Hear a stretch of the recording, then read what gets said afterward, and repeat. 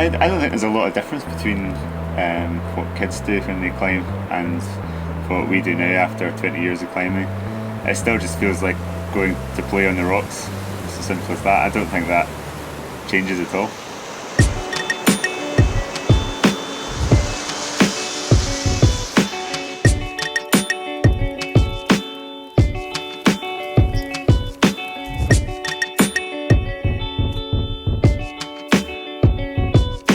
Any climber or any athlete that wants to be good at their sport, they have to enjoy the battle part, you know. They have to enjoy really like getting down and doing the hard work. Anytime you see someone who's like thinking about the winning or the succeeding, and you can see they're not really focused or they're not really thinking about the bit in between, like all the hard work, you think, I don't know if they're going to make it to where they want to go to. But when you see people that enjoy what they're doing right now, like they're in a hard training session and they're like tired and they want to go home and they want to stop. Like one part of them wants to stop, but they know that that's the time that's making the difference, and so they're enjoying keeping going. That's what you need, I think, to get better.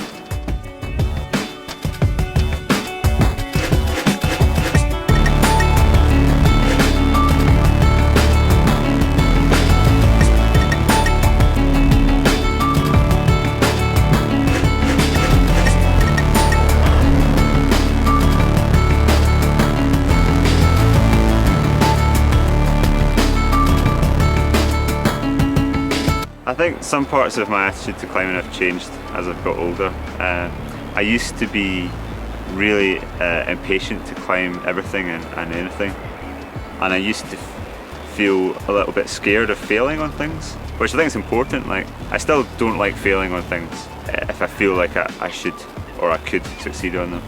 But now I understand that if you're not trying something where you could fail, then it isn't hard. So I almost know in my mind, like, if I'm sure I can do whatever I'm trying, then it's probably not hard enough to be really important.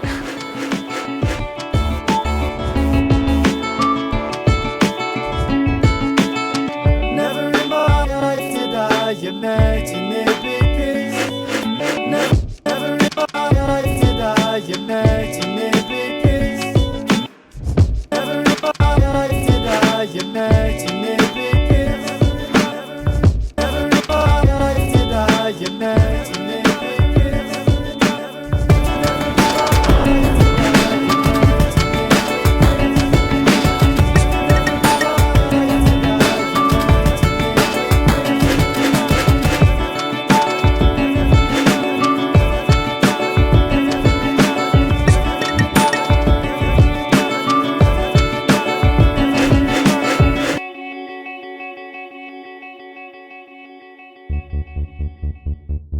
And now we've come up the hill to new baseline here, which is a very famous problem. It was first done about 10 years ago, and it was one of the first problems in the world to get Font 8C by Bernd Zangerl, Austrian climber.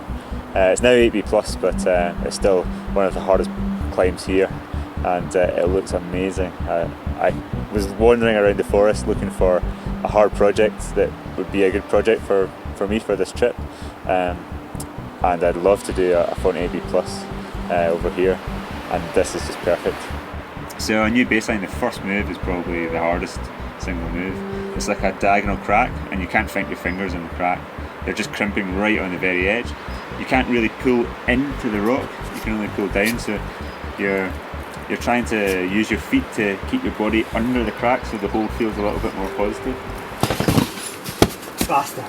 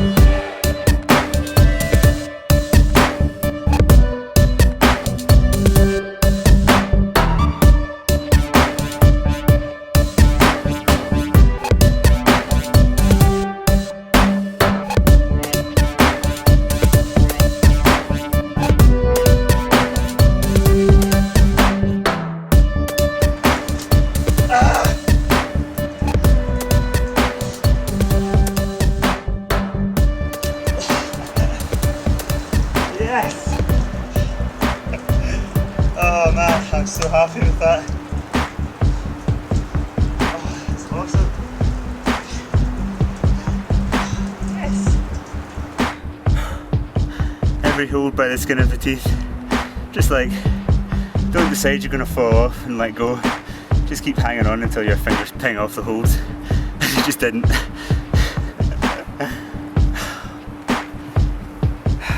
Brilliant. Oh, I could do that a cup of tea now. Fantastic.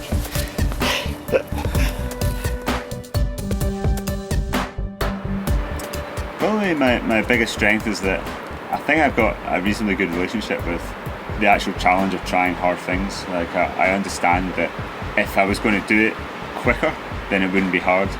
And so I'm okay with trying really hard and suffering the sort of setbacks and failures and all the hurdles that go in your way. So some of the most satisfying bits of climbing I've ever done are on projects that I've not completed.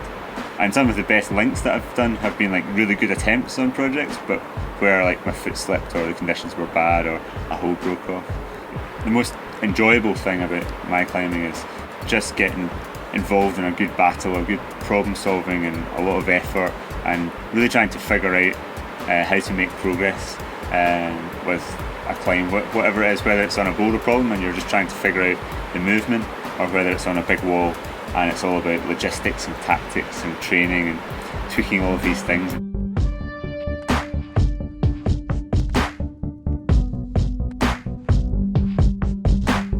I have loads of climbing heroes, and it's interesting because the way I've viewed them has completely changed from when I started out climbing, especially because I've got to know a few of them.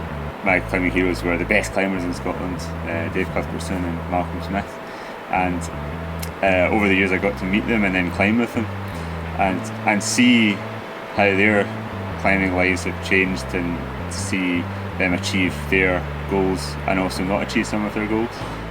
When you start out, you imagine them as being like so different from you, having this amazing life where everything just totally works all the time, and then once you actually spend time with them and see them trying their climbs, you realise it's completely different and it's exactly the same as your climbing.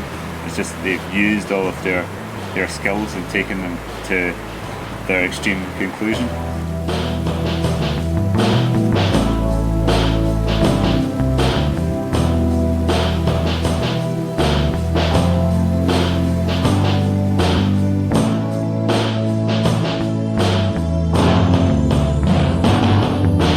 Everyone has the means to climb a little bit harder or probably a lot harder, and each person's physical potential is probably very close to the world-class level in climbing, at least right now. Training for any sport is quite simple. It boils down to some really basic rules, and if you stick by those rules, you can't go far wrong. Something like confidence in leading, that's something that affects a huge number of climbers. I think everyone can remember in their life like a moment where they felt really nervous about something and they couldn't imagine themselves being comfortable with it. But then down the line, once they've gone through the process of being familiar with it, they can't imagine being scared. For me, the example was learning to drive. I learned to drive quite late, so I was used to being a really confident climber.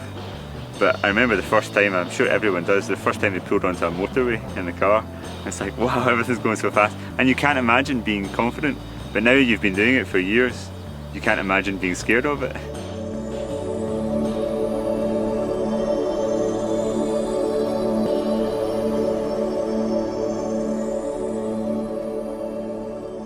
It's a brilliant feeling when things just work, and so it just gives you that feeling really, really strongly. And the satisfaction of doing that one climb doesn't last very long at all, but the confidence it gives you, the feeling that anything is possible, that does last, and you can carry it forward and you can build on it and build on it, and that really helps you, because when you come to try something else that's hard and you get to a moment where you think this isn't going to work, like this is too hard, then it reminds you, think, well, I felt like this before, and you know, I found a way through with effort or time or training or more tries or different tactics. That there is a way, I just haven't found it yet. On the way to Top came out, feel like going home now. Feels a it turns to luck. Words aren't making it seems. Whip hand and join fire, fire. Cut the ground better, take just about out from under one.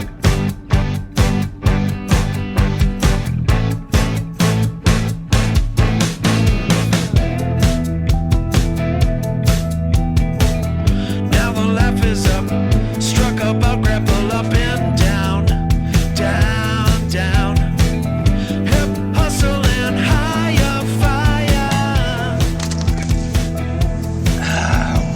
On a cloud, turning round, down a seal, be all up and up. It could be when you put it. They don't get on, we all fall down. We don't get up, we all fall down.